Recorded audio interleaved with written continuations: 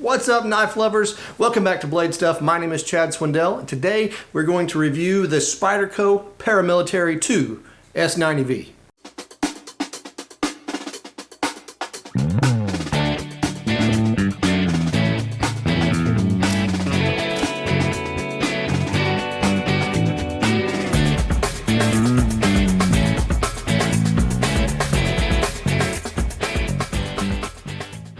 Hello everybody and welcome back. If you're already a subscriber of the channel, I want to tell you thank you very much. I really appreciate your support, your following my content. If you're brand new and you like our content, I invite you to not only like our videos, but please subscribe to the channel and join the family. Today we're going to look at the Spyderco Paramilitary 2, or PM2 for short.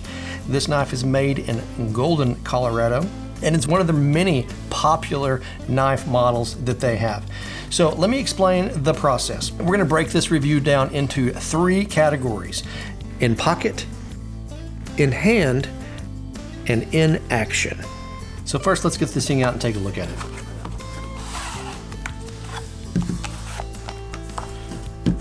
All right, this is a DLT exclusive. The knife blade is made out of S90V steel, and of course it's got the OD green scales with the black blade.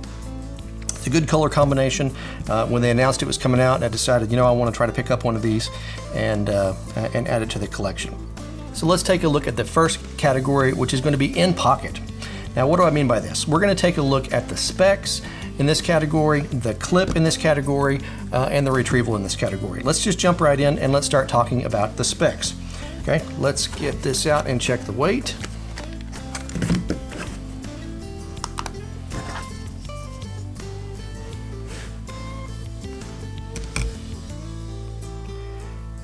Coming in at 3.79 ounces. And the closed length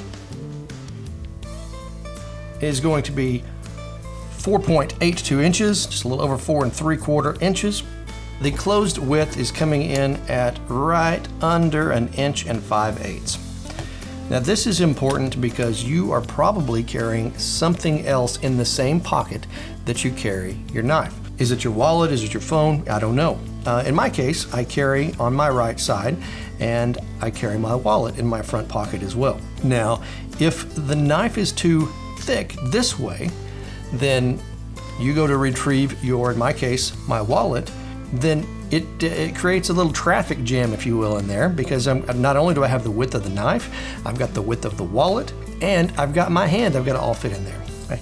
I normally wear Wranglers. My Wrangler pockets measure approximately 7 1/4 inches, but when you add all those things up, okay, this can make a difference. Now this is no problem. I have no issue at all with the PM2 retrieving that out of my pocket due to the width. Now let's compare this to some other knives. So we've got a PM2 right there. We'll compare that to a Mannix, okay, right here. Let's go ahead and throw a Sabenza in there.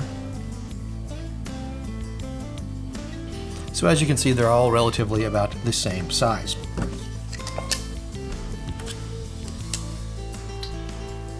Now, let's look at the clip.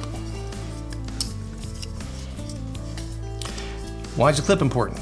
Well, I want to look at a couple of different things on the clip. First off, it's not a deep carry clip, which means you can see this much is going to be sticking out of your pocket.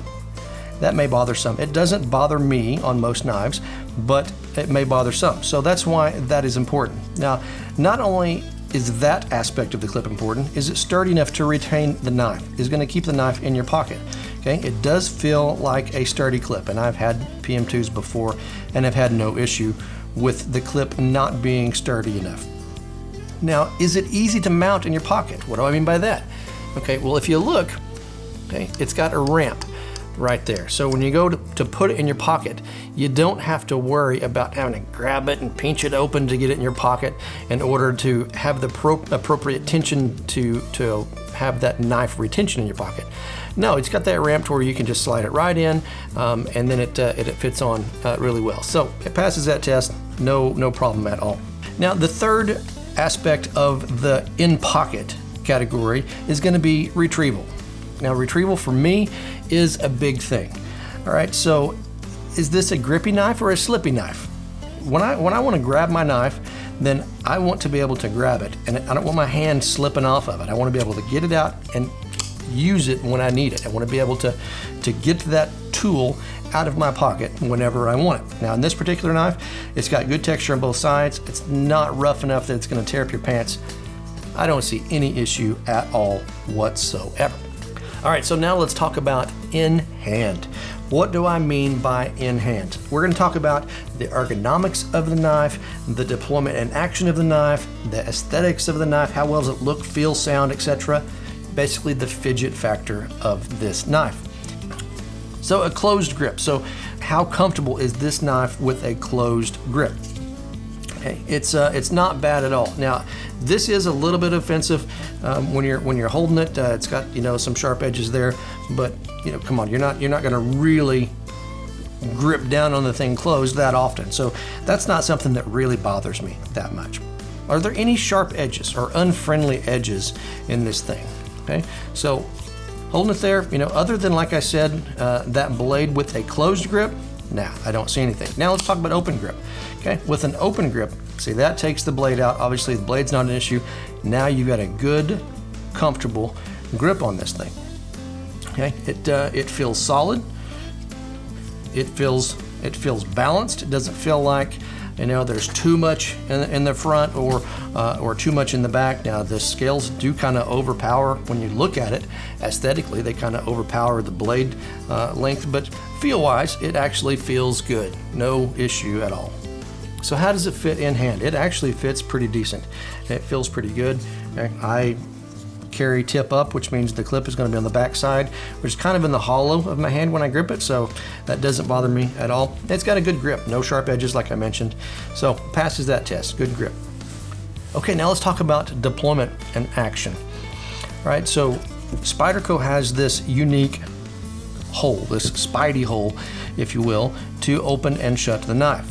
Now, initially, when I saw these, before I ever owned one, I didn't really understand what was up with that hole. And you know what? When I got one, it's like, you know what? That's actually pretty comfortable. It's very easy to do. It's in the right spot. You can do it with either hand. You can flick it with your thumb. You can flick it with your finger. And so it's just easy to operate. So they did a great job with that. Now, is it drop shut action? Once you release the lock, okay, it's very easy, don't get me wrong. It's just not drop shut, nor did I expect it to be drop shut action. It is smooth, it's very smooth. And I suspect that the more that I play with it, the more that it will become even more and more smooth. Okay, let's look at aesthetics. How does this thing look, feel, and sound? So how does it look? The very first time you see a Spyderco PM2, there's a good chance you may think it looks a little weird. I did. Okay, it's different. Let's be honest about it. It is different. It's got a different look to it, and that big hole right there, it definitely is different. It stands out. So the blade finish is this black DLC coated blade. I'm trying to get a closer look here for you. We'll notice that when you, it's hard to keep that shiny, at least it is for me. You can kind of see a little bit of every time I run my finger across it. So it does kind of fog up a little bit. Of course, I'm using a black background so you don't see it quite as much, but I like the color combination where it's got the OD green scales against that the black hardware and the black blade. So I think that's a good look, and honestly that's one of the reasons that I picked it up. Now, blade centering. Let's take a look at this. The blade is not centered. I was a little disappointed when I opened it up and saw that. It's not going to be very hard to fix. As a matter of fact, I will try to put together a video and post it soon on how to do just that. Now, how does it feel? Is it bulky? Is it frail? Is it going to be a tool or a toy? What are we looking at here? Well, it's not a bulky knife, I will say that. Nor do I think that it's a frail knife. okay? It may be a little bit lighter than some of the knives that I compared it to, but it doesn't feel like a toy at all. I believe that it's going to fall in the category of tool.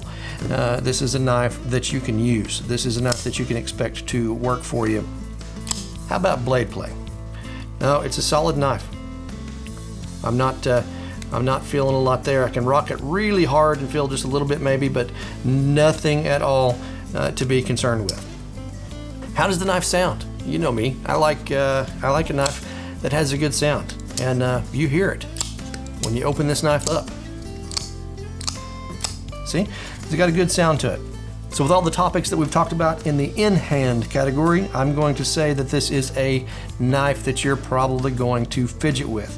Okay, next category. Now we're going to talk about in action. What do I mean by in action? No, we're not going to actually go out and put this to the test and do any cut and test or anything on that. Maybe we'll do something like that in future videos, but what I mean is, what's the knife made of? When you really need it, is it going to be there for you? That's what it's about, isn't it? I mean, it doesn't really matter how cool the knife looks. It doesn't matter the color combination. When you need it, is it going to be there for you? This is the big one, right? So let's talk about the knife build. Okay, what type of locking mechanism do we have here? We have a compression lock. This is what Spyderco has used here, which means that the locking mechanism is on the back. It's compression. You got to squeeze that to close it. Okay, so there you have it open. You see that right there? You're going to squeeze that. It's going to release the blade, and then you're going to be able to close it. Now watch when I open. You see the compression lock kick in. Okay, it's a good solid lock, and it's got good lock up there. You want a knife that you can trust. You don't want a knife that when you go to use it is going to fail on you, because if you do what I recommend and you keep your knives sharp, if you have a knife fail on you, then it's going to hurt. You're going to end up getting some stitches or something here. Clip strength and durability. We've talked about the clip a little bit in the first category and the clip strength, okay? But you want it to hang on your person, wherever you decide to carry it, on your pocket, if you will, or wherever. You want that thing to be durable. So I wanted to mention it again, and this is a knife that I think passes that test. So that clip is going to keep that knife on your person so that when you need it, you can access it. The pivot type is riding on bushings and is smooth, as we have already talked. Blade steel, we've got S90V blade steel. So S90V is a very durable blade steel, and it has very high stain and wear resistance on it. At this point in time, I actually only have 2 knives with the S90V steel in it, and I do not have any complaints at all. Now, I also do not have a whole lot of history to be able to give you any data to prove otherwise, but so far I'm impressed with the steel, let me put it that way. So the blade shape, let's look at the blade shape.